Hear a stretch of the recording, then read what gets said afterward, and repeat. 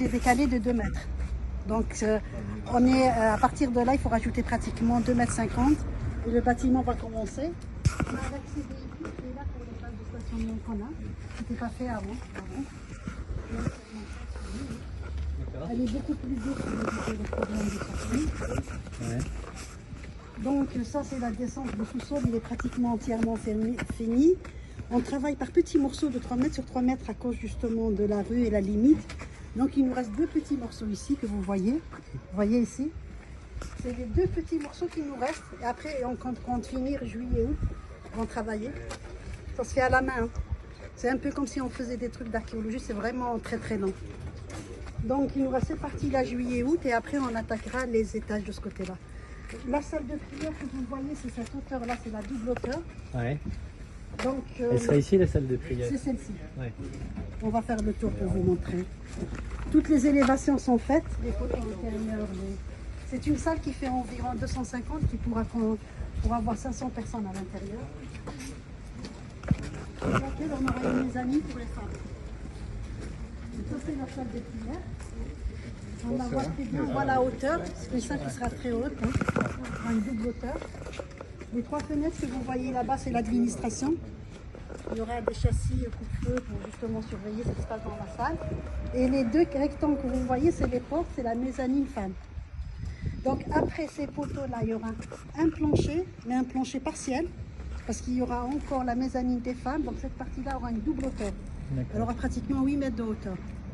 Cette sensation un peu d'auteur qu'on retrouve un peu. Et après, on a une salle polyvalente qui sera pour tout ce qui est organisation en dehors et pour les jours de fête. Une très grande salle de 300 mètres carrés. Et au dernier étage, on a une formation en vue, on a une petite cour pour les enfants et des ateliers, des courses pour l'aide scolaire. C'est un peu des activités qui existent encore aujourd'hui. Hein. Ce qu'on a fait, c'est qu'on a repris les activités, on les a réorganisées et réaménagées ici. Voilà. Aujourd'hui, je vous ai dit, cet été, on espère finir le sous-sol. Après, on attaque rapidement les étages. Tout de suite après, ça sera le plancher. Il est dégagé le sous-sol, on passe par là. Oui, on passe, il y a une rampe qui fait là. On a aussi 2 escaliers, un escalier aussi qui descend. On va leur faire visiter. Il a oublié son téléphone sur la table. Quelle tête en l'air ce José alors.